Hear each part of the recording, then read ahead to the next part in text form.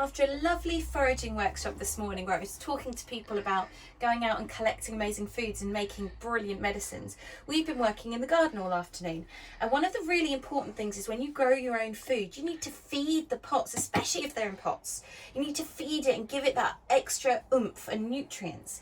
Now, obviously, a lot of commercial feeds are filled with chemicals, so we don't really want that in our feed. So what are we going to feed it? That is the question. Well, we have our pot brewing here of all kinds of goodness. Dun, dun, dun. I've just fed everything, so it's a little on the low side. We're going to have to go and make a new batch of it up.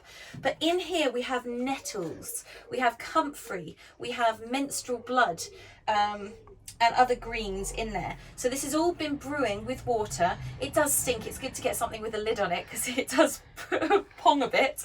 But anyway, all the stuff is in there brewing. And then what you do... How long for? So weeks and weeks and weeks. We started using it after it had been in there for about 3 weeks. But then you just keep going, keep topping it up with more green matter. I mentioned menstrual blood. Some of you are probably thinking, whoa, that's a little bit weird. Don't worry, men. You don't have to use menstrual blood if you don't want. But if you do have access to it, it's a really amazing source of nutrients that you can feed your food. So it's a really powerful, powerful medicine that you can put in. I mean, this is, look, we don't use this, but it's just, we were just given it, look.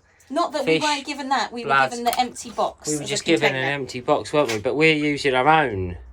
Yeah, blood.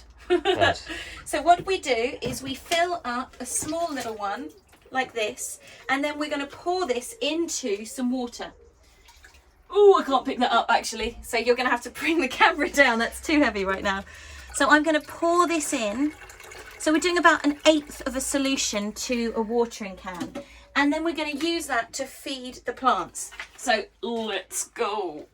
Oh, this is heavy. We've got some really amazing pumpkins growing out here and squash. So we're going to give these a good feed. Oh, there we go. Let's get some of that water going.